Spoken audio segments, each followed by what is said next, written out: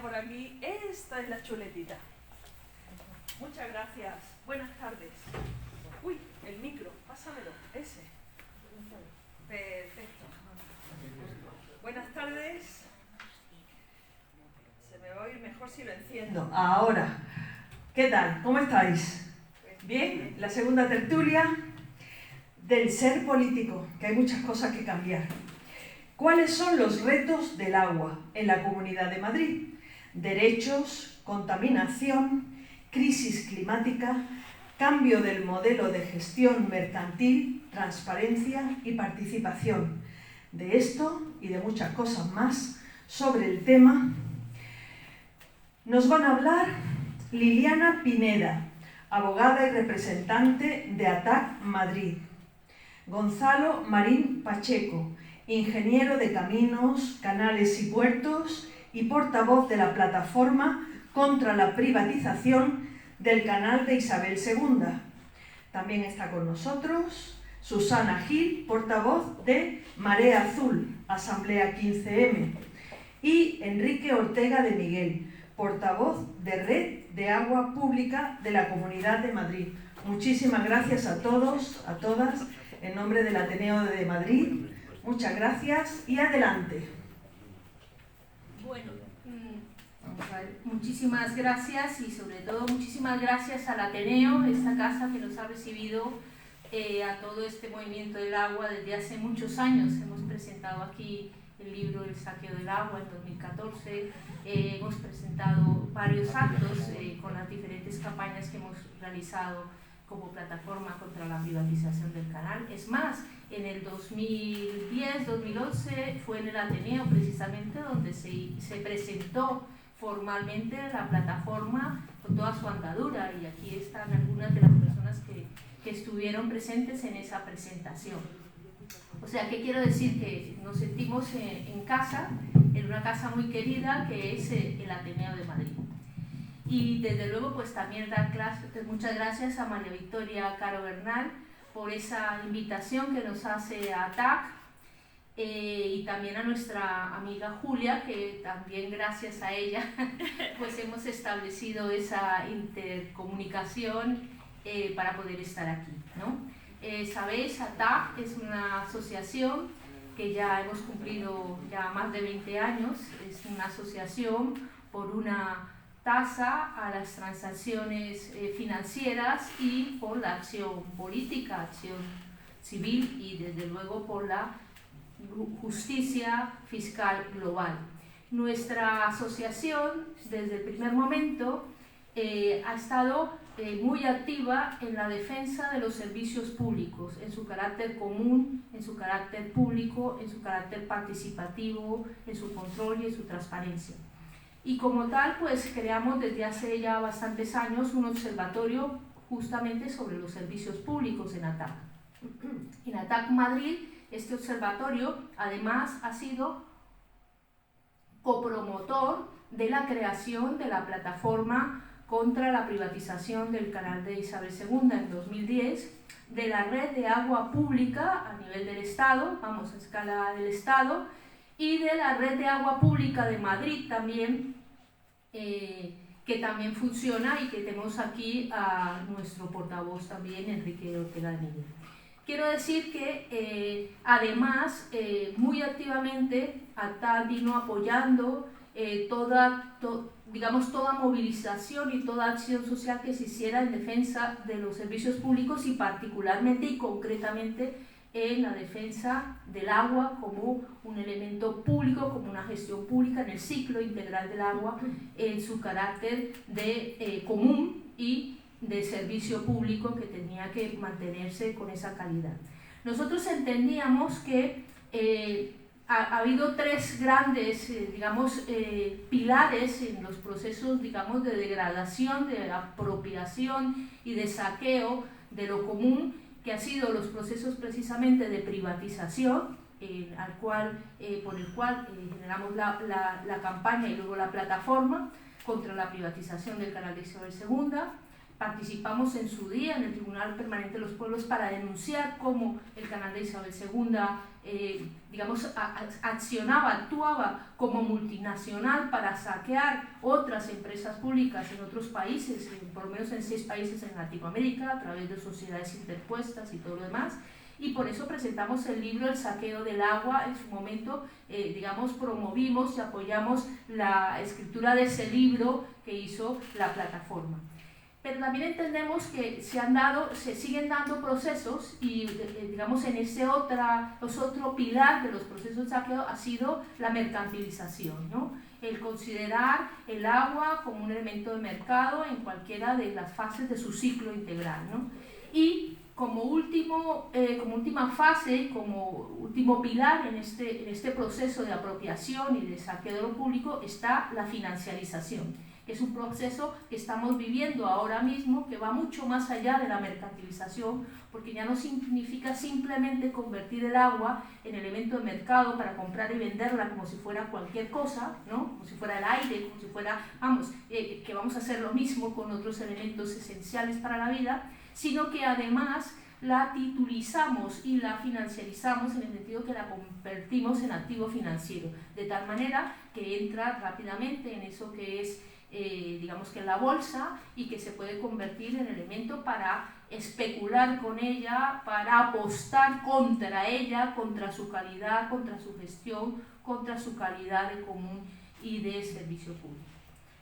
En ese aspecto nosotros entendemos que nos estamos enfrentando ante un gran reto, ante una serie de retos importantes a los cuales tenemos que hacer frente como movimiento social en defensa precisamente de ese carácter común y de esa defensa del agua en su gestión pública y su titularidad también pública, ¿no? Y sobre esos retos, el Ateneo, que nos ha invitado a hacer esta tertulia de hoy, nosotros como ATAD queremos, digamos, compartir esta mesa y dar la voz en esta mesa a las personas que ahora mismo representan y son portavoces de este movimiento que además cada vez es más amplio y que trasciende no solamente a nuestra Comunidad de Madrid, sino que trasciende al Estado y trasciende las fronteras de España, y que ya es un movimiento mundial. O sea, realmente el nuestro ya es un movimiento mundial. Y por esta razón, pues hemos invitado como ATAD a estos compañeros. Están aquí con nosotros, ya lo decíamos, Gonzalo Marín, que viene en nombre de la Plataforma contra la Privatización del Canal de Isabel II. Gonzalo es para nosotros una de las personas referentes de muchas de las cosas que decimos, hacemos y pensamos. Luego también está Enrique Ortega, que coordina, que es portavoz igualmente de la Red de Agua Pública de la Comunidad de Madrid, y que también, conjunto con Gonzalo, digamos, es el redactor de muchos de los documentos que están publicados en nuestras redes sociales, como también lo es Susana Gil, que es compañera de Marea Azul.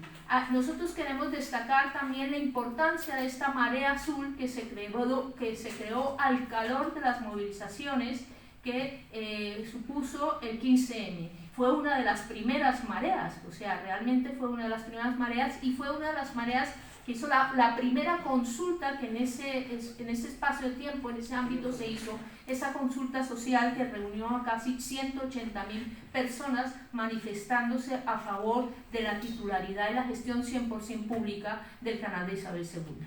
Por eso Marea Azul para nosotros sigue y seguirá siendo un referente en cuanto a una movilización de personas, ya no solo de organizaciones, que son las que están presentes como plataforma y como red, sino como Marea Azul, que es asimismo un encuentro de personas que se sienten especialmente compelidas, interpeladas, sensibilizadas frente al saqueo del agua y lo que ha supuesto su gestión como si fuera una mercancía. Por todo ello, pues voy a dar la palabra a Gonzalo. Gonzalo va a hablar en primer lugar sobre precisamente la implementación de los derechos humanos al agua y al saneamiento. Vamos a hacer exposiciones breves, vamos a turnarlas y para dar la ocasión a que las preguntas, lo que os interese, lo que os signifique pues una preocupación de alguna de las cosas que se digan, podamos ampliar la exposición. Entonces, le doy la palabra a Gonzalo. Muchas gracias, Liliana. Reitero el agradecimiento a la... Voy a quitar esto por las presiones de... reitero el agradecimiento al Ateneo para poder dirigirme y compartir unos momentos con vosotras y con vosotros. Yo lo que pretendo es concretar los retos en la Comunidad de Madrid asociados con los derechos humanos al agua y al saneamiento.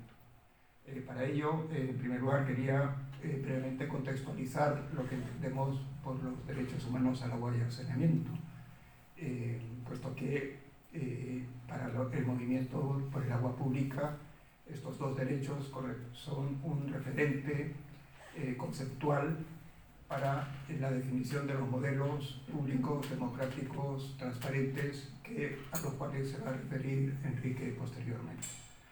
Los derechos al agua y al saneamiento fueron reconocidos explícitamente por la Asamblea General de Naciones Unidas en 2010, en julio de 2010. 2 meses después, en septiembre, el Consejo de Derechos Humanos de Naciones Unidas estableció que estos derechos eran legalmente vinculantes para los estados que hubieran suscrito el Pacto Internacional de los Derechos Económicos, Sociales y Culturales. El contenido del derecho se establece como el derecho a disponer de una cantidad de agua suficiente, salubre, accesible, disponible y asequible para usos personales y domésticos. Eso marca cuáles son los usos que tienen la categorización de derecho. A su vez, también en algunos casos de emergencia sanitaria o alimentaria, también se puede considerar como unos usos enmarcados dentro del derecho humano al agua. El propio caracterización de los usos personales y domésticos no quiere decir que el derecho esté limitado a las viviendas, sino que los derechos humanos al agua y saneamiento se refieren a todas las personas en todos los ámbitos de la vida. Por tanto, no es solo las viviendas donde se ejerce el derecho, sino en espacios públicos y comunes donde también es exigible el derecho. Esto lo comentaré posteriormente. El alcance y contenido de estos dos derechos está concretado en el documento de Naciones Unidas. Uno primero en la Observación General 15, que se emitió en 2002, donde básicamente se define el alcance del derecho humano al abastecimiento, y otro documento monográfico en 2009 que produjo la entonces relatora especial de los derechos humanos al agua y al saneamiento por parte de Naciones Unidas, que definió el alcance y contenido para el saneamiento.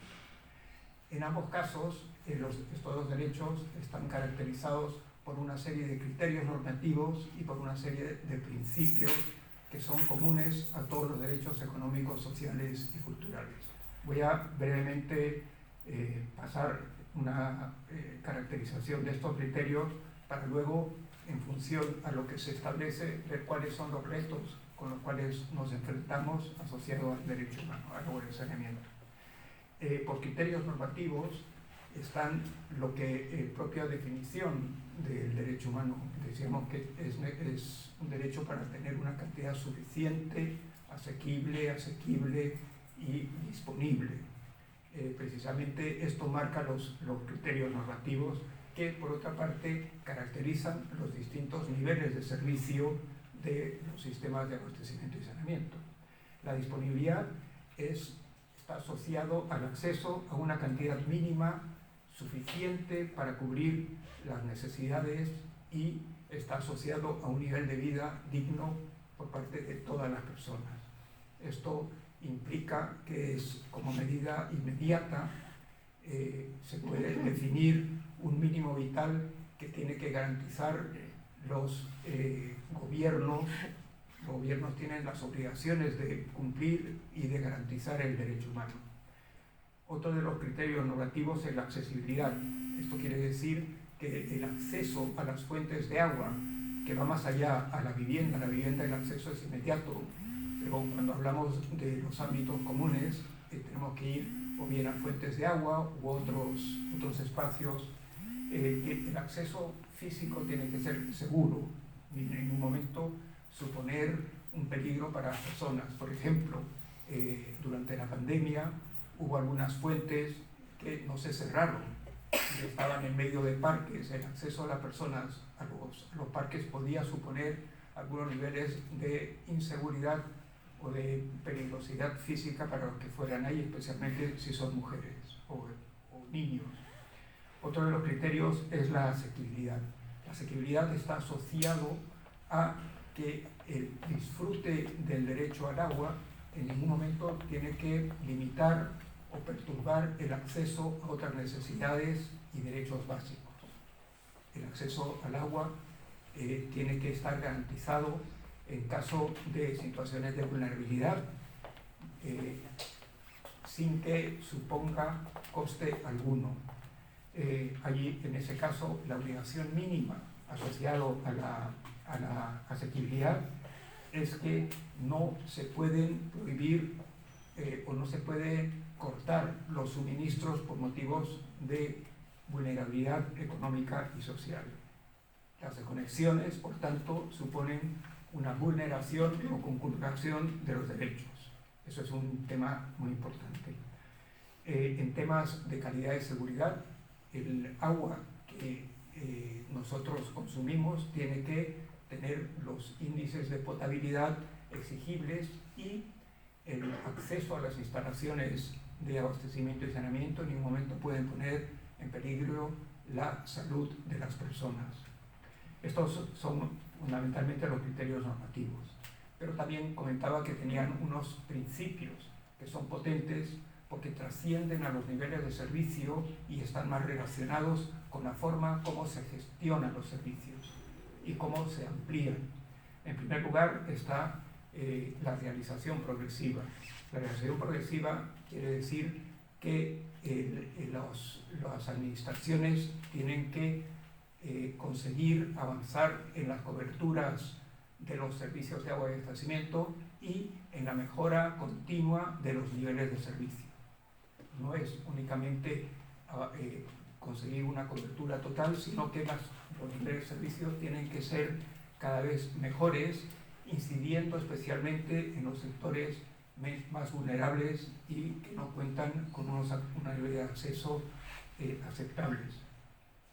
Está la no regresión como otro principio fundamental, en el sentido de que no se puede establecer medidas que supongan un regreso a las condiciones de abastecimiento o de saneamiento. Por ejemplo,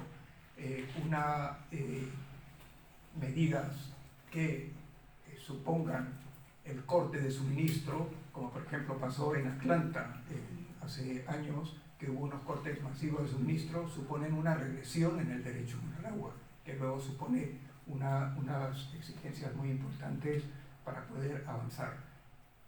El caso de regresión puede ser, por ejemplo, el que no se inviertan en la financiación de las infraestructuras, comprometiendo la sostenibilidad de los propios sistemas de abastecimiento. Y por último, la no discriminación es otro de los principios que hace referencia en que se tienen que suministrar sin ningún tipo de discriminación y, por contra, incidiendo y mejorando aquellas condiciones de los sectores sociales más vulnerables y que disponen de unos niveles de servicio más deficientes.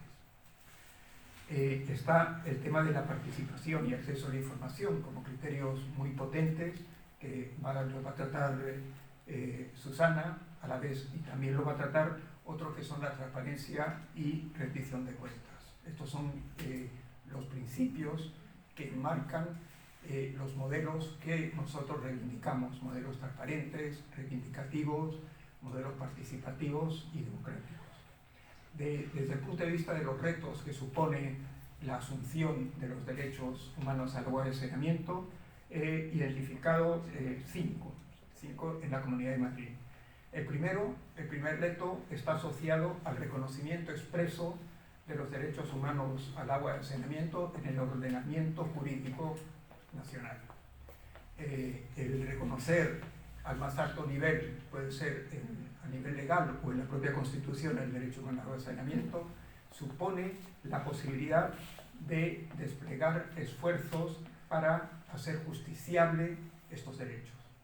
En este sentido, en la Comunidad de Madrid, en la plataforma y la red de agua pública reivindicamos que se reconozca el derecho a un mínimo vital, que es el derecho a disponer de una cantidad mínima asociada a unos niveles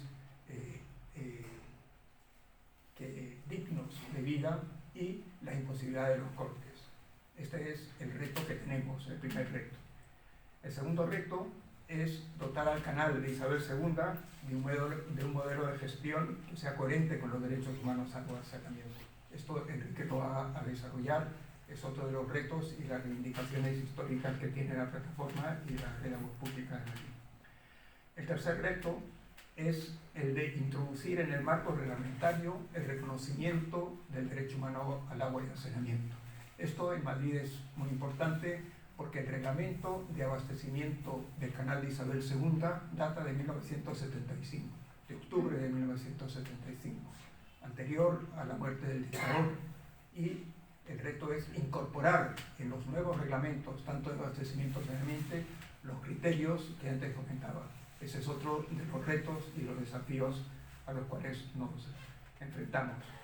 El siguiente es incorporar los derechos humanos y los criterios y principios en los espacios públicos y comunes. Nosotros estamos acostumbrados a exigir los derechos en la vivienda, exigir al canal de Isabel II cuando hay cortes, etc. Pero hemos dicho también, o comenté antes, que los derechos van más allá, son exigibles en los espacios públicos y comunes. Es necesario disponer de instalaciones de abastecimiento, saneamiento e higiene en los espacios públicos y comunes. Esto quedó en evidencia durante la pandemia sanitaria del COVID, cuando muchas de las personas, especialmente vulnerables, personas sin techo, no disponían de acceso al agua potable y al saneamiento porque las fuentes en gran cantidad fueron cortadas. No hay instalaciones de saneamiento y higiene cuando el saneamiento y la higiene eran fundamentales para la lucha contra el COVID. Por tanto, la propia pandemia nos ha demostrado la necesidad de implementar y exigir estos derechos en los ámbitos públicos y comunes. Y por último, el último reto es el exigir el cumplimiento de los derechos al agua y al saneamiento en los asentamientos informales que existen en la Comunidad de Madrid y concretamente en la Cañada Real. En la Cañada Real, los niveles de servicio de abastecimiento, especialmente en el sector 6 y de saneamiento, son totalmente inapropiados y no cumplen con las condiciones y exigencias de los derechos humanos. El que se pueda resolver esto en la Cañada Real es otro de los grandes retos asociados con los derechos humanos al agua y saneamiento de la Comunidad de Madrid. Muy bien, gracias.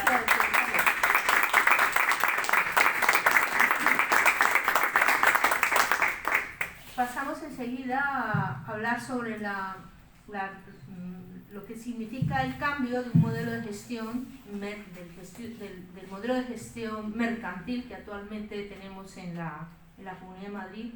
¿Cuál sería o cuál es la propuesta que nosotros como Movimiento del Agua, como red de agua pública de la Comunidad de Madrid, en la cual ya hay un consenso importante de las muchas organizaciones que participan en esa red, se ha llegado y ya se tiene, digamos, una propuesta concreta, un escrito concreto que ya significa un consenso y una voluntad política de elevarlo, incluso hasta con posibilidades, tuvimos hace unos años de llevarlo a ley y faltó un voto para que lo consiguiéramos en ese aspecto. Pero bueno, ya sobre todo lo que ha significado ese cambio y todo lo que su contenido nos va a hablar Enrique Ortega. Bueno, pues buenas tardes. En principio, cuando hablamos de gestión del ciclo urbano del agua, queremos decir cuando está desde las fuentes de agua, la extracción de ese agua a través de o bien embalses, o bien ríos, o bien agua subterránea, a su transporte a través de conducciones a las ciudades, a lo que es la distribución del agua hasta llegar a los domicilios, lo que es la evacuación de las aguas residuales a través de la red de saneamiento, la depuración de las mismas, de las aguas residuales, y su vertido a ríos o embalses. Yo creo que ese es el conjunto de lo que denominamos el ciclo urbano del agua.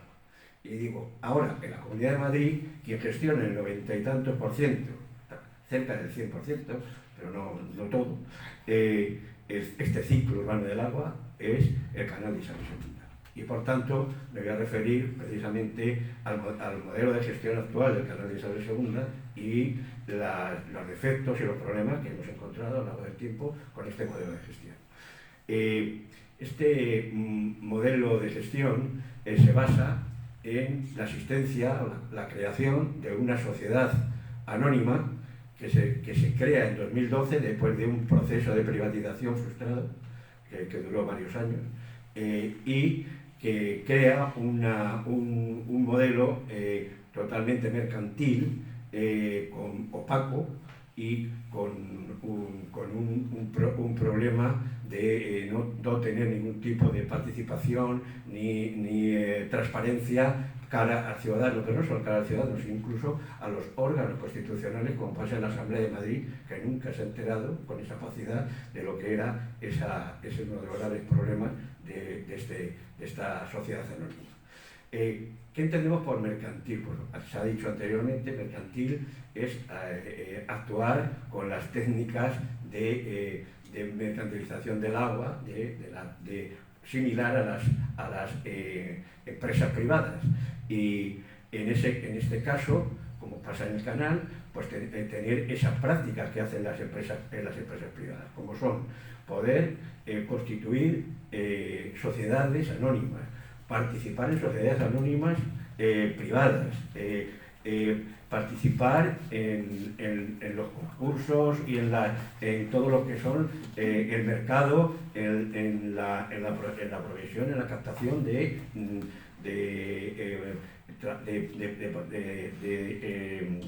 empresas en este sector del agua. Yo creo que este es un problema que le hace afín, que este sistema y fundamentalmente tener una situación de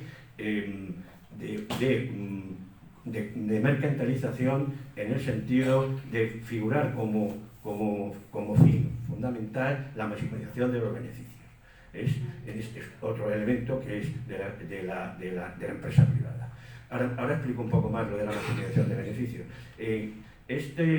Digamos, método mercantil de creación de empresas va creando a partir de varios años, prácticamente a principios de nuestro siglo, y se va consolidando cuando se hace esta sociedad anónima, un conjunto de empresas en todo el ámbito, no solamente en el ámbito nacional, sino en el ámbito internacional, como se ha comentado anteriormente, que van creando lo que es el Grupo Canal. Y ahí se compran empresas, se utilizan además los sistemas offshore de Panamá, etcétera, empresas interpuestas, etcétera, y se crea un grupo opaco que va a dar lugar a uno de los grandes problemas de este modelo, que es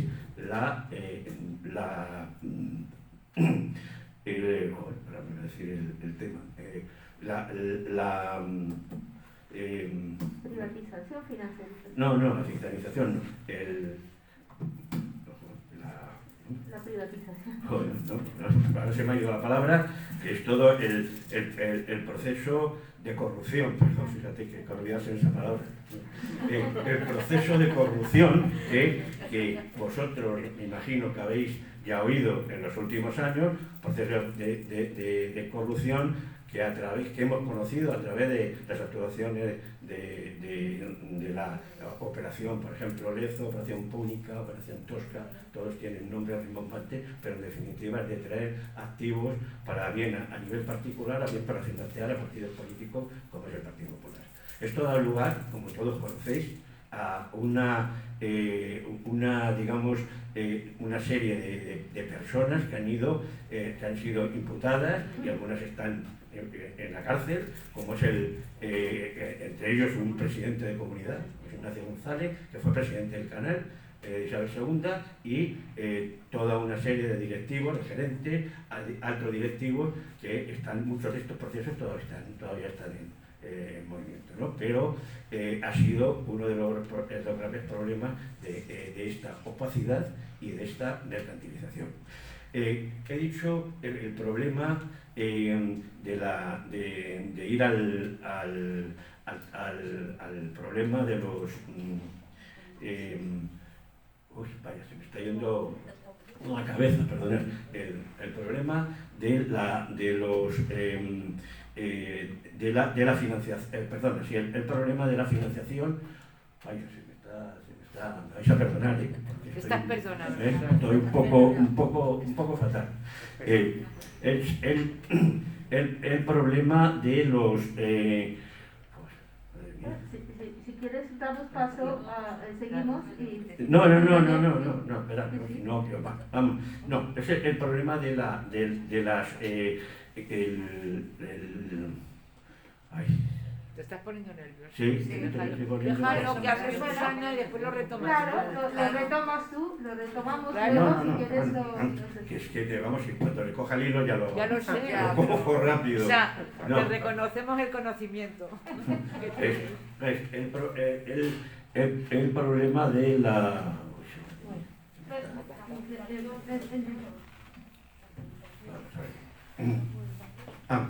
Sí, el problema de intentar como fin o como un objetivo el tema de la consecución del beneficio. Vamos a ver, cuando el canal de Isabel II empieza a ser sociedad anónima en 2012 hasta el 2020, que tenemos los últimos datos, nos estamos encontrando con un incremento espectacular de los beneficios que se van a traducir en dividendos para los accionistas, que ahora son accionistas públicos, pero que van a dedicarse a temas que no tienen que ver nada con el agua. Y estos incrementos, estos dineros se pueden incluso evaluar en estos 8 años en unos 1.300 millones de euros y una media de 150 millones anuales que van a ir a dividendos y que se extraen de las potencialidades que puede tener el dinero para invertirlos en otras cuestiones. Esto es una cosa importante. ¿Y eso a costa de qué? Porque ese es el problema fundamental. Pues primero, esto se hace no porque el canal sea la gallina de los huevos de oro, se hace porque en primer lugar se hace una disminución de los gastos de personal de una manera que es bajar los salarios de todos los trabajadores del canal y hacer el incrementar la temporalidad del personal precario, es decir, que durante 5 años consecutivos no hubo ningún trabajo fijo que saliera a oferta. Es decir, eso bajó mucho el volumen destinado a personal. Y el otro problema importante es que muchas inversiones necesarias, hubo una disminución importante de las inversiones para infraestructuras inversiones también para actuaciones en el medio ambiente o actuaciones para combatir el cambio climático, con lo que el canal prácticamente, como ya era el compañero, no ha hecho absolutamente nada en el ámbito del agua. Y ese problema que hay es un tema que ha hecho que todo las infraestructuras del canal se hayan resentido y el servicio se ha resentido. Hasta tal punto que ahora, por ejemplo, todo lo que son las redes de saneamiento y todo lo que son las redes, los tratamientos de aguas residuales, las depuradoras, pues están en un momento en el cual está acabando su ciclo de vida. Y no se ha invertido, porque se ha querido preferir ahí a las ganancias de esos dividendos. Eso es un elemento fundamental mercantil que debemos acabar con él, porque esto va a alterar la estabilidad del propio sistema de aguas en la Comunidad de Madrid. Otro problema que hemos también tenido la relación con los ayuntamientos. Esta mercantilización lo que ha hecho que la relación que antes se tenía de esta sociedad anónima, de ser una relación de cooperación entre ayuntamientos y la Comunidad de Madrid a través del canal, lo que se ha traducido es en a tener una relación de cliente, el ayuntamiento era un cliente de la propia sociedad anónima, con la cual un cliente sin derechos, un cliente con muchos problemas en sus relaciones cuando había cualquier conflicto se iba a la legislación mercantil. O sea, se acabó el tema de la cooperación y se los bajó a título de clientes. Esto es muy importante porque es uno de los retos que tenemos que superar. Y otro problema también importante, como lo he dicho ya anteriormente, es el tema de la falta de transparencia. Si queréis después en el diálogo pues, puedo poner bastantes ejemplos de cuestiones que ni la propia Asamblea de Madrid ni los propios miembros del PP de la Asamblea de Madrid conocían en actividades que eran estratégicas del propio Canal de Isabel II, y es lo que ha dado, a lo que he dicho anteriormente, a todo el proceso de corrupción. Bueno, este es el modelo que tenemos, y este modelo es que no es sostenible, no tiene posibilidades, a no ser, sería la única idea que a mí me corre, que nos corre por la cabeza, es que a corto plazo se quiera privatizar. Ese sería, si se quiere privatizar, puede ser un modelo que pueda ser. Si no se quiere privatizar, este modelo es insostenible. Y por lo tanto, nosotros hemos hecho unas propuestas a lo largo del tiempo a los partidos políticos que están en la Asamblea de Madrid, y a todo el que nos ha querido escuchar, a la ciudadanía, y que las voy a resumir muy esquemáticamente, y después podemos entrar en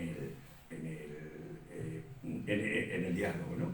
Vamos, en primer lugar, sería blindar el carácter público del canal de Isabel II, que hoy en día no está blindado. En cualquier momento, con un pequeño cambio de ley, se podría volver a privatizar.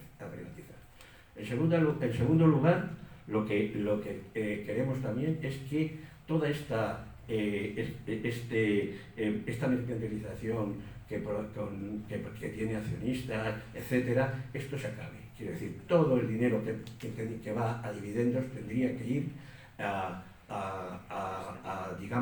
destinos que garantizasen la estabilidad de todo el sistema en cuanto a infraestructura y en cuanto a servicios del propio canal. En tercer lugar, habría que eliminar la sociedad anónima Canal de Isabel II y pasar todos sus activos, pasivos, personal, patrimonio, etcétera, a la entidad de derecho público Canal de Isabel II. ¿Por qué? Porque esta forma jurídica, que es la que tenía el canal antes de que crease la sociedad anónima, se ha demostrado como la mejor para poder garantizar los derechos de los ciudadanos y además hacer como objetivos propios del servicio público e impedir lo que era la mercantilización. Esta sería una siguiente. Otro aspecto es cambiar, como he dicho anteriormente, la relación con los ayuntamientos. La relación con los ayuntamientos tiene que ser de cooperación. El canal de Isabel II tiene que complementar a los ayuntamientos en aquellas actividades o que no puedan realizar, o que no quieran realizarlas. Este sería a través de acuerdos con los propios ayuntamientos, pero de tú a tú, de administración a administración, no con un cliente que es la situación. Y eso significaría también que ampliar el poder de los ayuntamientos, el poder de presión o el poder de decisión de los ayuntamientos dentro del propio canal, que hoy en día está muy valorado y debería tener la suficientemente fuerza para ser el canal de Isabel II una entidad, digamos, cooperativa entre ayuntamientos y comunidad autónoma en pie de igualdad. También otro elemento sería, evidentemente, cambiar los convenios actuales para adecuarlos, dado que los convenios actuales que tienen los ayuntamientos con el canal de Isabel II están demostrándose que no respetan los derechos de los ayuntamientos y están teniendo unos problemas muy fuertes porque hay una entidad que es el canal de Isabel II y, como he dicho anteriormente, unos clientes que son los ayuntamientos y que son los ciudadanos. Ese sería otro elemento fundamental. Otro que nada más que lo anuncio, porque va a ser es cambiar el modelo de gestión, poniendo en el centro al ciudadano. Quiero decir, dentro de esta gestión es el ciudadano, tiene que ser el centro al que va destinado. ¿Y cómo es eso? Pues a través de la transparencia, de la participación, de la rendición de cuentas, que nos va a contar la compañera en la siguiente intervención.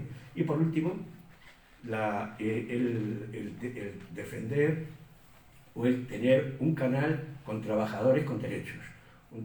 Es volver a respetar los derechos de los trabajadores del canal, que se les quitó el convenio en el momento en que se formó la sociedad anónima. Ahora han conseguido tener un convenio, pero la pérdida de derechos fue brutal y significó una disminución en sus relaciones de trabajo. Y nosotros creemos que es fundamental tener unos trabajadores dentro del canal que estén implicados en la gestión y en la calidad del servicio. Y sobre todo, una última cosa, evitar y eliminar todo lo que son las puertas giratorias dentro del canal, esa cantidad de personas que hoy en día todavía están entrando en los puestos directivos a través de los puestos de libre designación, y que son personas que nos dicen los compañeros, bueno, pues es que no saben nada de agua, es que están ahí entrando. El canal es como una canonjía en el cual a ciertos amigos o personas se les deja, se les trae, se les mete en el canal, y eso distorsiona todas las relaciones laborales dentro del propio canal. Y con esto termino, y muchas gracias.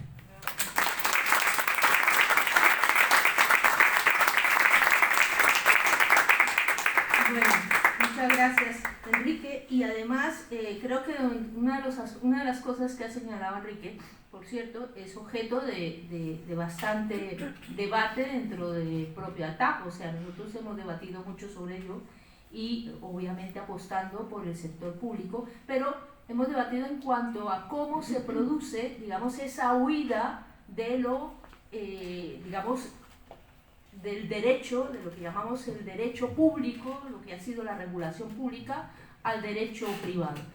Y hay artículos que lo podéis ver en nuestra página web también de ATAP Madrid, de ATAP España, en donde hemos recogido documentación y artículos de personas que describen claramente lo que ha sido esa huida del derecho público. Porque el derecho público, precisamente su regulación, sus reglamentos, sus normativas y una serie de controles y requisitos que se exigen a la hora de la contratación y a la hora de establecer convenios con las entidades que van a gestionar estos servicios, digamos, el aspecto fundamental de todo ello tiene que ver con el control y tiene que ver con la participación, precisamente.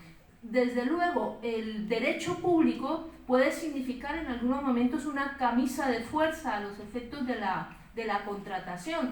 Probablemente lo que tendremos que hacer, y esa es una de las cosas que también se proponen, por ejemplo, desde ATAP, es justamente flexibilizar en el sentido de, digamos, profundizar en las normativas para que se hagan, digamos, lo más eficientes posibles, y que tengamos una administración pública lo más eficiente posible, precisamente para facilitar esos controles.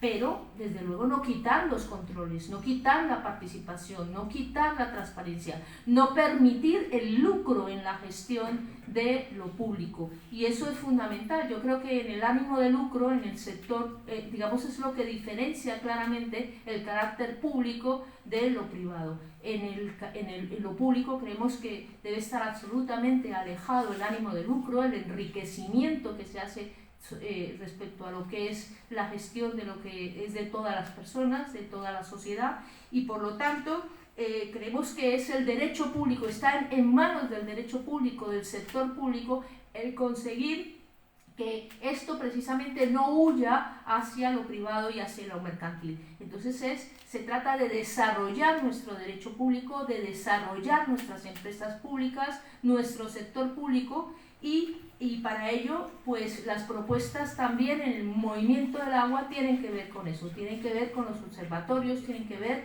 con la forma como las personas usuarias de estos servicios pueden participar no solamente en la definición de sus modelos, sino también de gestión, sino en el propio control, en el propio control de lo que es el servicio. Y para ello, pues, Susana nos va a comentar ahora en qué consiste esa propuesta que hacemos desde nuestro movimiento del agua en relación a esto, y concretamente María Azul. Bueno, buenas tardes. Yo voy a hablar. ¿No está? Acerca, sí, pero te la acercas. Bueno, pues eso, pues el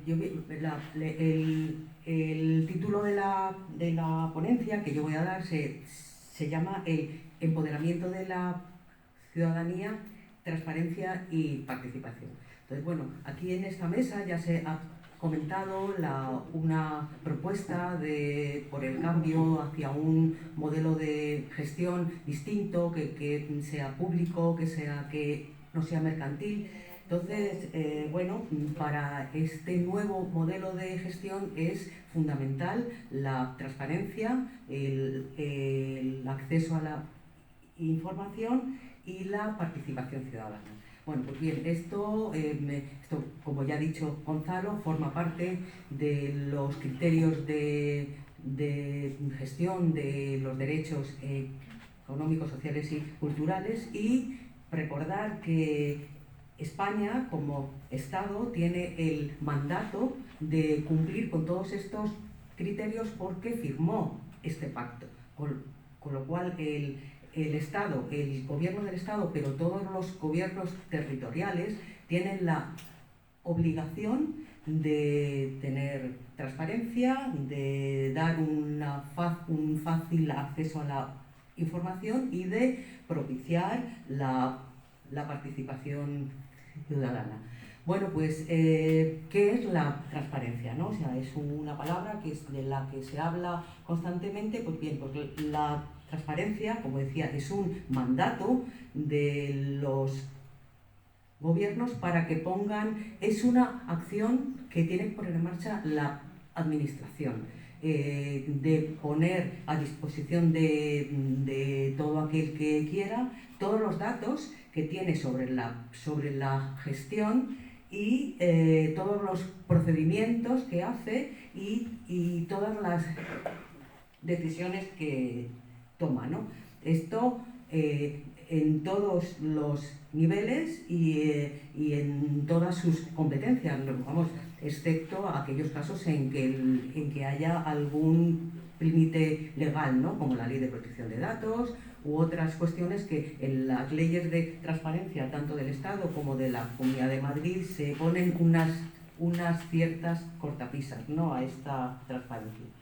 Luego, bueno, el acceso a la información es otro mandato que tiene el Gobierno del Estado, como he dicho antes, y supone un derecho de los ciudadanos a poder disponer de toda la información que sea veraz, que sea completa, que sea de fácil comprensión en todos los niveles de la gestión, en este caso del agua, para poder conocer qué decisiones se están tomando, de qué forma nos afectan, cuánto nos cuestan, qué alcance tienen. Bueno, para saber, por supuesto, si se están cumpliendo estos derechos humanos. Entonces, podríamos decir que si se dan las condiciones de transparencia y se consigue el acceso a toda la información, si esto fuera efectivo, estamos hablando que los ciudadanos podríamos participar en todo este proceso. Ese es el empoderamiento ciudadano del que estamos hablando aquí, ¿no?, que es la participación de la ciudadanía en la gestión del agua. O sea, es la posibilidad de tomar parte, de conocer cómo se está haciendo y de tomar parte en las decisiones. Luego, por otro lado, la participación, decir que los gobiernos, España en este caso, está obligado a crear espacios de participación y a que la y a promover y facilitar que esta participación sea activa, libre y significativa. Para que esta participación ciudadana se pueda dar, tendrá que haber un marco legal y tendrá que haber una serie de mecanismos democráticos que propicien que las personas y las organizaciones puedan participar, que puedan llegar su voz a los gobiernos, ¿no? Entonces un poquito una especie de esquema para que tengamos claro qué cuestiones se tienen que dar, qué condiciones son las que se tienen que dar para que la participación ciudadana sea efectiva, ¿no? Por un lado será, como ya hemos dicho, la transparencia. Por otro lado será el acceso a una información que tendrá que ser veraz, completa, de fácil comprensión, etcétera, etcétera. Y para esto nuestra propuesta es que se cree un sistema de información al que puedan acceder toda la ciudadanía, que tenga que la información esté organizada de alguna manera en indicadores a través de los cuales podamos comprender cómo se está haciendo esta gestión y podamos comprobar si se están cumpliendo estos derechos, ¿no? de lo que estamos hablando.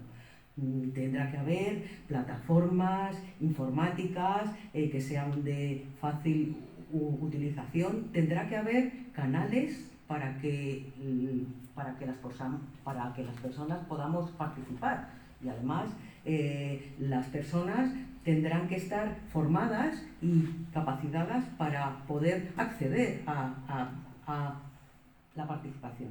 Luego la participación tendrá que asegurar que se puede hacer de una manera libre y con total seguridad.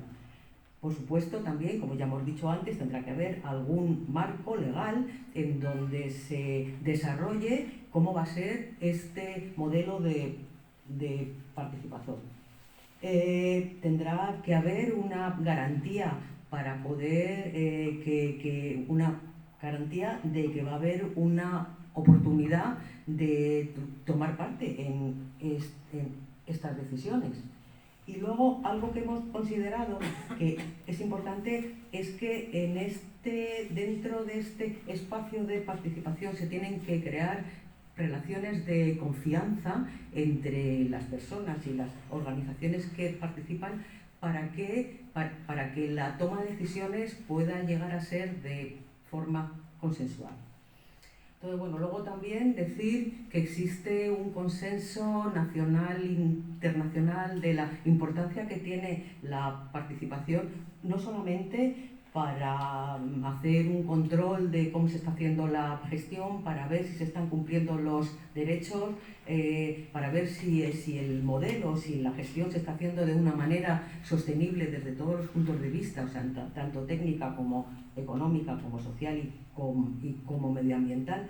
Y también algo que es importante, que ha salido en esta mesa y que tenemos todos en la cabeza, para evitar las arbitrariedades, el mal uso de los recursos públicos, los fraudes y la corrupción. Esa corrupción que se ha metido dentro del canal y dentro de toda la sociedad. Entonces, ahora ya lo que voy a contar un poco por encima es la propuesta, ¿no? que el movimiento social del agua, tanto en Madrid como en otros diversos lugares, tanto del Estado como de otros países, en los que ya hay algunas herramientas que están funcionando, como el Observatorio de París, o el de Berlín, o el de Montpellier, o en Xàbia, en Valencia, en Sevilla, y otras propuestas que se están cocinando, ¿no? Ahora mismo, como en el Ayuntamiento de Barcelona, en la ciudad de Girona, en otros pueblos, en Tarrasa, que es para nosotros como un modelo, ¿no? Porque surgió desde la base, desde la población, ¿no? O sea, no fue algo que se impuso desde arriba. Bueno, pues con todas estas experiencias, nosotros dentro de la red de agua pública de la Comunidad de Madrid tenemos una propuesta que está abierta y en permanente debate, que se llama Observatorio Ciudadano del Agua de la Comunidad de Madrid. Esto se propone como órgano de participación y control social con carácter consultivo, asesor, deliberativo, propositivo y con capacidad para llegar a acuerdos y participar en el proceso de toma de decisiones, cuyo objetivo fundamental es articular, promover y facilitar la participación de la ciudadanía de una forma activa, libre y significativa en la gestión del ciclo integral urbano del agua, que es lo que ha comentado Enrique, o sea, en todo el ciclo, o sea, desde la captación hasta el punto de vertido, ¿no? Ese es el ámbito de este observatorio. ¿Cuáles son los principios básicos del OCAM? Bueno, pues la defensa de los derechos humanos al agua y al saneamiento, con todo lo que ha dicho Gonzalo que esto supone, la defensa de la gestión pública que no sea de carácter mercantil, la gestión colaborativa con todas las administraciones que tienen competencias en la gestión del agua, tanto estatales como la Comunidad de Madrid, como los ayuntamientos y la Confederación Hidrográfica del Tajo. Se trata de hacer un control de la gestión y por supuesto, impulsar actuaciones de mitigación y de adaptación a los efectos que ya se están produciendo por el cambio climático. ¿Quiénes pueden participar en este observatorio? Bueno, pues todo tipo de organizaciones que tengan que ver, que tengan interés en el ciclo del agua, como puede ser sociales, sindicales, económicas, profesionales, de consumidores, educativas, vecinales, en fin, cualquiera, y por supuesto las personas, ¿no? No hemos entendido que no es conveniente que estén los partidos políticos ni las administraciones públicas, porque así vamos a ganar en independencia y en posibilidad de acción, ¿no? Y luego también consideramos que este observatorio tiene que tener un funcionamiento autónomo, con su propio plan de trabajo y con sus recursos suficientes como para poder cumplir con sus objetivos.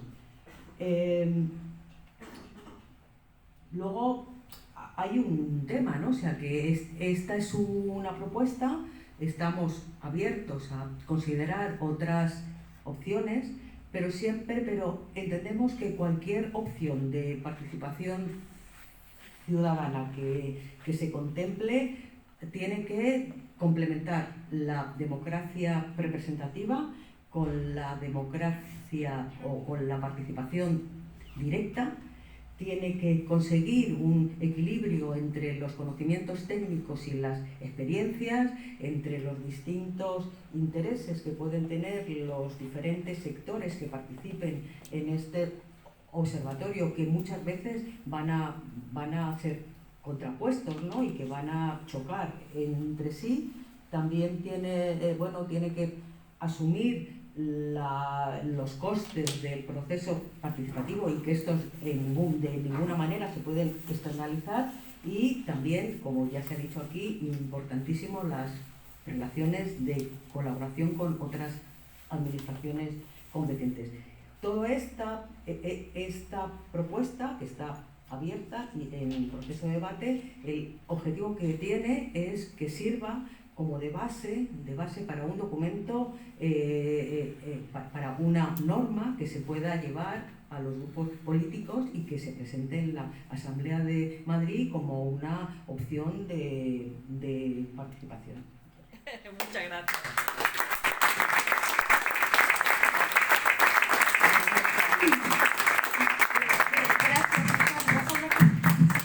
Es que este es un espacio para tertulia. Sí, Se ha alargado precisamente. demasiado Sí, la sí. exposición. ¿Os parece bien que le dé la palabra al público o Sí, quiere sí. decir algo? Sí, no, ¿Sí? simplemente una cosa, solamente una cosa. Esto que ha dicho Susana, este observatorio que propone el Movimiento del Agua, realmente es un modelo tan, digamos, tan novedoso que puede ser incluso nuestra intención es que pueda ser replicado por otros servicios públicos. O sea, nosotros creemos que realmente el modelo, por lo menos desde ATAC creemos que los modelos de observatorio en los términos en que ha sido definido por el Movimiento del Agua son realmente experiencias que pueden ponerse en práctica en otros servicios públicos, en otras administraciones públicas y realmente serían un ejemplo real de participación y de control de la ciudadanía con relación a su sector. Muchas gracias. Hay una pregunta por aquí. Sí, bueno, no se trata exactamente de una pregunta, es una pequeña aclaración como miembro también y participante en el Movimiento por el Agua. Y es que, aunque haya parecido que la exposición o las exposiciones han sido largas, el tema del agua no me parece que sea un tema fácil. Es decir, por una parte, parece muy simple decir el agua es un común, el agua es necesaria para la vida, tal. Pero claro, a la hora de hacer propuestas concretas, tenemos que saber un poco de qué estamos hablando. Entonces, para mí me parece que en una situación como la que tenemos aquí, es importante hacer esta exposición y que queden claros todos estos aspectos. Que luego ya, teniendo esa base de conocimiento, se puede iniciar el debate, se puede iniciar el diálogo. Pero únicamente en descarga para que no parezca que esto es un ladrillo, es que realmente es un tema difícil y conviene conocerlo. Muchas gracias. Otra opinión más por aquí. Hola, buenas tardes. Yo más que nada quiero hacer dos preguntas. Una, ¿por qué se cambió de lo público a lo mercantil? ¿Y cuándo se hizo, en qué año se hizo esto? Y después, si esos accionistas son unos accionistas cualquiera o son derivados de los poderes políticos. Y otra, bueno, el tema de cuando entró Esperanza Aguirre en el tema del polideportivo, que me parece estaba conectado con el canal de Isabel II, ¿tuvo alguna influencia en que los accionistas se lucraron más? Quizá deberíamos hacer por lo menos 3 preguntas, ¿no? Venga. Bueno, venga, dos más. Hola, buenas tardes. Tengo un total desconocimiento del tema y quiero felicitar a los ponentes por sus explicaciones, pero hay algo que entiendo que no viene en el programa, pero que me parece que es vital. Estamos hablando de la gestión del agua como si el agua sobrara y no hacemos referencia a que es un bien escaso. Estamos hablando de la gestión. Y yo creo que hay un problema, sin quitar importancia a lo que habéis expuesto, que me parece muy razonable, pero no se hace una mención de sensibilizar, socializar, de que el agua es un bien escaso y como tal, posiblemente en un futuro, ojalá sea muy lejano, haya conflictos internacionales con el tema del agua y quién se puede apoderar con el tema del agua. Perdón. Por ejemplo, un ponente, no recuerdo tu nombre, ha dado una serie de orientaciones, de normativas sobre la ONU, sobre el derecho de los seres vivos, de los hombres que tengan el agua. Eso es algo que me parece evidente, que esas normativas se deben cumplir, Pero sin embargo ocurre, por ejemplo, aquí en España, que lo que ha pasado en La Manga, lo que está pasando con los manantiales naturales, como el campesinado, no he hecho la culpa al campesinado, pero como de una forma irregular nos están robando ese agua, igual que las tablas de Cañer, y puede ocurrir en muchísimos puntos de España, no hacemos referencia a eso y sin embargo, aun siendo importante, hacéis mención a la creación de una serie de organismos de gestionar, de controlar, como es el reservatorio del agua del ciudadano o algo así similar. Pero no hacemos referencia a las raíces más profundas, más graves que tenemos de ese bien escaso que con el tiempo poco vamos a administrar y poco vamos a tener un peso social, la sociedad, para incidir sobre ese tema. No me quiero extender más. Gracias. Gracias. Por aquí otra opinión. El micro. Gracias. Ley. Bueno, primero deciros que admiro mucho la energía que tenéis porque, por ejemplo, nosotros en el Ateneo estamos viendo cómo nos están atropellando, nos están acosando, están destrozando el Ateneo, en el mismo sentido, por afán lucrativo y de poder, etc. Y vosotros, desde dentro, estáis intentando hacer todo lo que podáis. Yo creo que, independientemente de que haya escasez o no haya escasez de agua, el querer que no se lucren cada vez menos gente, el que vaya en contra de los consumidores, del pueblo, el que no haya control sobre el agua, etc. Todo eso son atropellos que están ocurriendo cada vez más en este país. Y entonces que tengáis esa energía de poneros a intentar hacer algo, para mí es de admirar. Solamente en ese sentido, daros las gracias. Porque yo, pues, por ejemplo, no sabía nada que se había quitado, o sea, que antes era público, todo lo que habéis dicho, no tenía ni idea. Pero aquí se está enriqueciendo la gente de una manera, cada vez tenemos menos derechos en todas las partes, y que haya grupos como el vuestro que intente mejorar esa situación me parece admirable. Bueno, yo un poco para dar respuesta al compañero que ha salido, agradecerte tu intervención, desde luego comparto absolutamente y compartimos los que estamos aquí esa visión pues, de necesidad de resistirnos y de luchar y de plantear alternativas a lo que estamos viviendo, ¿no?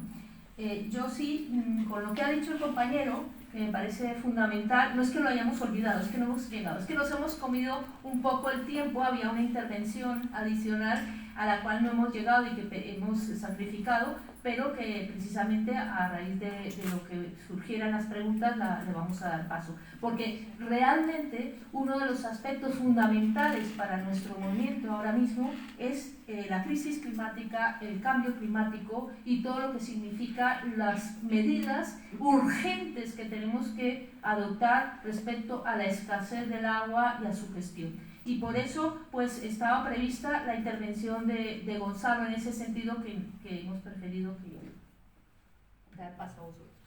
Pues que hable Gonzalo. Le contesto al compañero que ha preguntado. No, con este. Enrique, déjate responder a Gonzalo a esta parte porque y luego sigues tú. Venga, uno a uno. Que es la parte, sí. Bueno, hay unas precisiones. Primero, nosotros hemos estado hablando del ciclo integral urbano del agua, es decir, los usos posibles del agua asociados a las necesidades domésticas, a las necesidades del agua de boca, asociadas a las personas. Pero también, por eso era el tema, cuando hablamos del derecho humano al agua, son esos usos personales y domésticos. ¿Qué representa eso en el conjunto de los usos de agua? En torno al 4%, 5%. No es más. De todos los usos. Hay otros usos que son usos asociados a aspectos mercantiles, a de producción industrial, etcétera, que suponen en torno al 15%, una cosa así. Y luego están los usos agrarios que suponen a nivel mundial, estoy hablando la parte de León, en torno al 70, 70 y tantos %. Estamos intentando contextualizar. Cuando tú hablas del tema de la manga del Mar Menor, es que haya habido una situación muy delicada en cuanto a unos usos fraudulentos de los recursos, porque se han ido utilizando de una forma no legal, clandestina, y se ha ido repercutiendo tanto sobre los acuíferos como sobre los cauces superficiales que vierten al Mar Menor sin los adecuados tratamientos, que ha sido lo que ha ocasionado la progresiva degradación del Mar Menor. Entonces, esto nos lleva a una cuestión que es, yo creo, importante. Cuando hablamos del ciclo integral urbano del agua, estamos hablando de un ciclo interno que se asocia a los ayuntamientos o a las ciudades, pueblos, pero que tienen una relación directa con el punto de toma, que es donde se abastece. Normalmente puede ser un embalse, un pozo, un manantial. Eso está asociado al ciclo integral de los recursos hídricos y que hay que regularlo. Y cuando después de usar el agua en las ciudades se vierte, una vez depurado a los cauces, se vierte con unos niveles de calidad normalmente inferiores a los que tendría si no se hubiera utilizado el agua. Lo que se exige es que esos usos sean compatibles con unos niveles de calidad preestablecidos para las masas de agua. Por tanto, el ciclo integral urbano del agua influye en el ciclo global del agua y es también dependiente de la calidad. Eso es lo que un poco el tema. Por tanto, no es una cuestión que esté aislada, sino que está inmersa en la problemática de los recursos. Pero conviene, yo creo, contextualizar, porque estamos hablando de una cantidad que no es significativa en términos cuantitativos, en torno al 5 o el 7% del volumen total de los recursos no es significativo. Otra cuestión es si nosotros hablamos si existe escasez de agua. Habría que, porque hay mucha gente que no puede beber agua o no dispone de agua potable a pesar de que está al lado del río, al lado de un río, pero ese río está contaminado. No es una cuestión de escasez en términos de cantidad, es un problema de calidad, es un problema de gestión de los recursos. Entonces hay que tener un poco en cuenta, y es probable que cuando en el futuro hablemos de escasez, no estamos hablando de que va a faltar agua, sino de que el agua disponible no tiene la calidad adecuada para los fines bien de las necesidades personales como de los ecosistemas acuáticos que dependen del agua con unas calidades adecuadas. Conflictos por el agua ya existen. Los distintos usos del agua, si no se cuenta con unos criterios de gestión en el cual se prioricen los usos, no en términos económicos, sino en términos de derechos, van a existir. Por ejemplo, en España la ley de aguas establece que la máxima prioridad es el agua para abastecimiento de poblaciones. Después están el agua para la producción energética, para la agricultura, la producción energética, etc. Hay una gradación en cuanto a la priorización. ¿Cuál es el problema? Que los usos industriales y productivos del agua tienen la capacidad de presionar, de hacer lobby y de cambiar los criterios sobre la marcha. Esa es una realidad. Cuando hablamos nosotros de los derechos humanos al agua y al saneamiento, se exige a los estados que establezcan esas prioridades y que se cumplan. ¿Por qué? Porque depende la vida, no la vida solo de las personas, sino la vida de los ecosistemas asociados. Entonces debemos poner esto en contexto. Primero, ¿hay escasez de agua? No. Agua hay suficiente agua. Es un problema de calidad y de mala gestión. Y ahí entramos en los aspectos medioambientales. La degradación de los recursos hídricos suponen las dificultades para abastecer y satisfacer las necesidades vitales de las personas.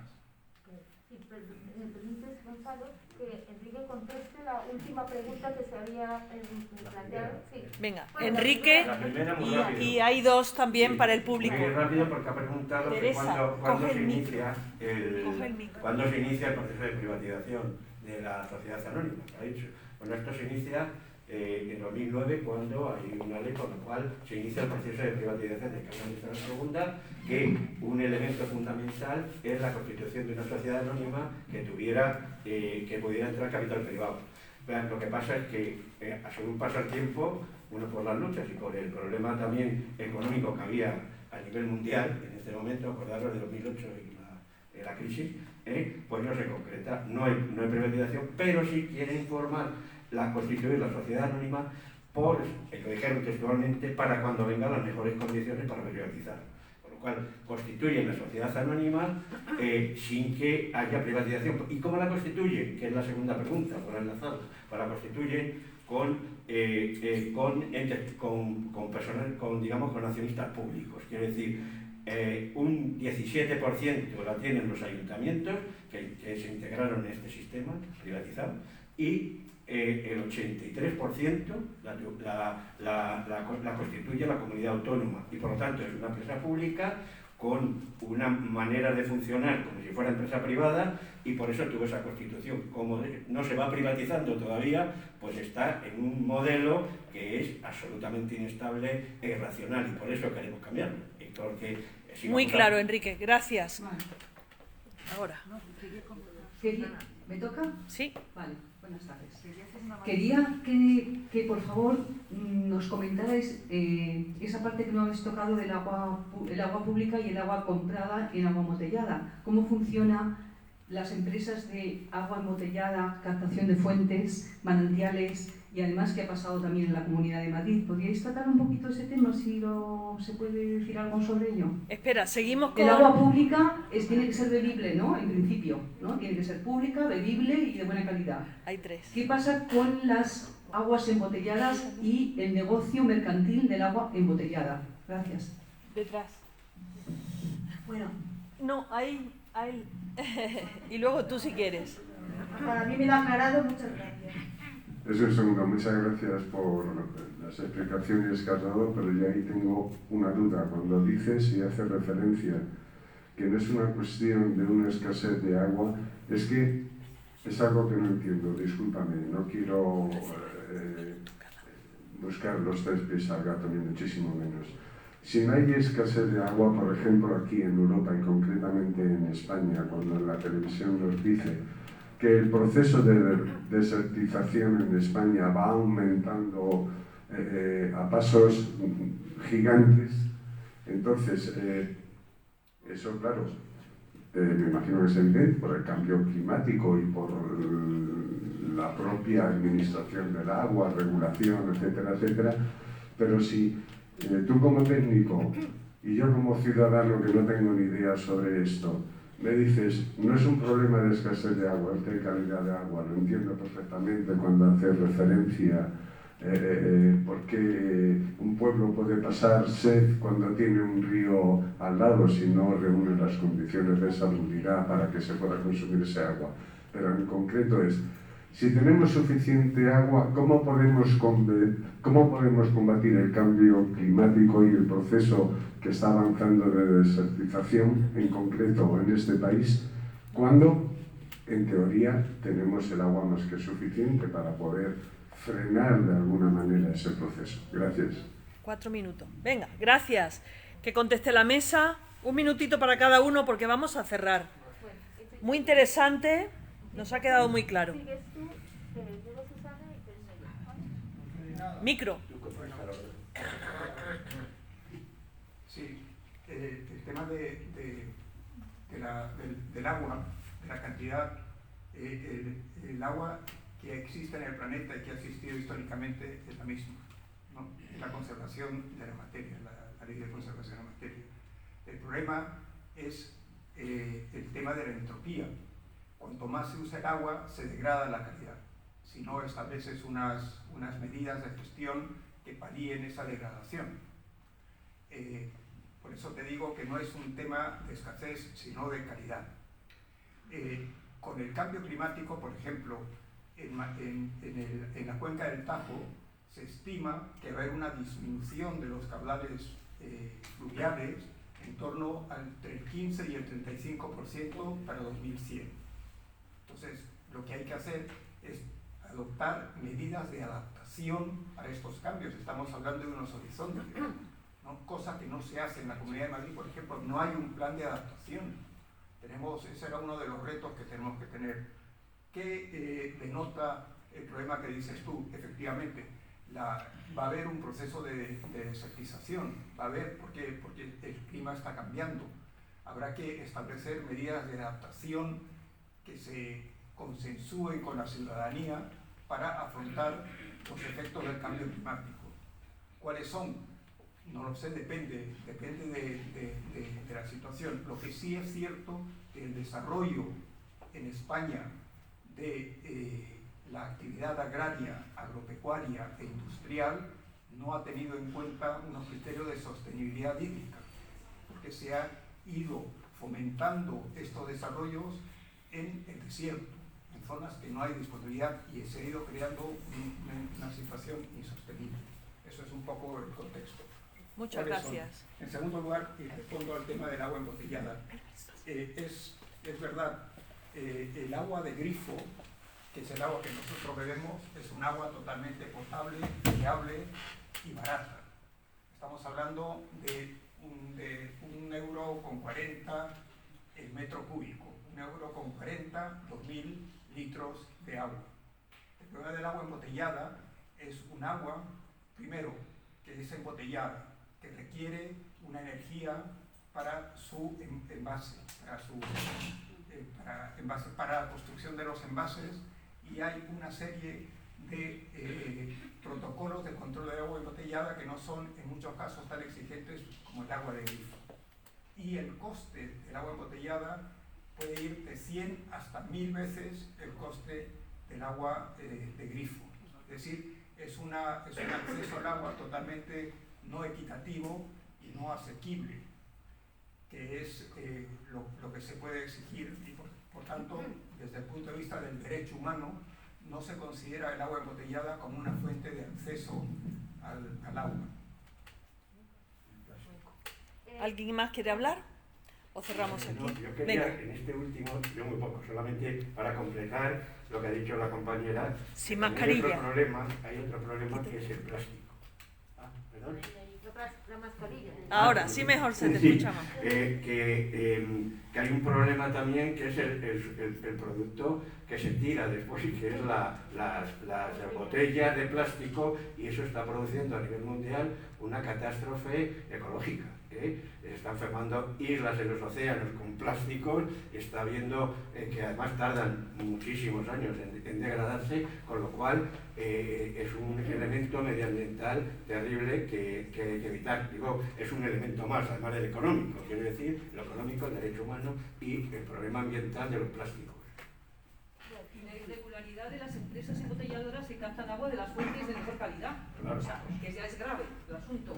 Bueno, que sepáis que como Movimiento del Agua, que como plataforma, que como RAD, lanzamos en su día también una campaña, Agua del Grifo, por favor, que esa campaña la seguiremos relanzando en determinados momentos. Ahora mismo estamos en nuestra campaña por el derecho humano al agua y el derecho humano al saneamiento, y que además todas estas propuestas que hemos planteado aquí corresponden con esa respuesta que damos como movimiento a los retos que tenemos con el agua, y entendiendo, por supuesto, que precisamente el cambio climático es uno de los retos fundamentales a los cuales estamos intentando dar respuesta. Damos muchísimas gracias a vuestra participación. Ella quiere hablar un minutito. Sí, venga, Susana. Y luego tú cierras si quieres. Sí. Sí, vamos, yo un poco así de varias cuestiones que han surgido aquí. Por un lado, o sea, lo que está claro es el momento difícil en el que nos encontramos, de bajísima participación, de mucha desconfianza en las instituciones, con la corrupción, en fin, con todas estas cosas. Yo creo que no debemos caer en el desaliento nunca. O sea, justamente lo que requieren estos tiempos es una mayor conciencia ciudadana de todos los problemas y, como he dicho, necesitamos empoderarnos. Nos hemos empoderado saliendo a manifestaciones, reivindicando, denunciando. Bueno, pues tendremos que seguir así. Y apoyar y lanzar y que yo creo que es importante que forme parte del debate, o sea, que estemos hablando de los problemas del agua, que efectivamente veis que son muchos y que es complejo. Y bueno, y decir que estamos fortaleciendo el movimiento del agua de una manera súper importante. Como decía antes Liliana, hay un movimiento mundial ahora mismo con el que estamos en contacto, y yo creo que eso, por lo menos como rescoldo ahí de agitación y de planteamientos y de debate, es importante. Bueno, como decía, muchísimas gracias. Nosotros, como en Rebelión a Bordo, os acordáis de esa película donde las naves se queman, pero hay que conservar el sextante. Y el sextante es justamente ese conjunto insuperable de conocimientos que necesitamos mantener siempre, siempre vivo como una llama, porque en algún momento podremos restaurar las naves, recuperarlas y seguir navegando. Muchas gracias. El tema importa, ¿eh? Nos importa el agua, nos importa el cambio climático.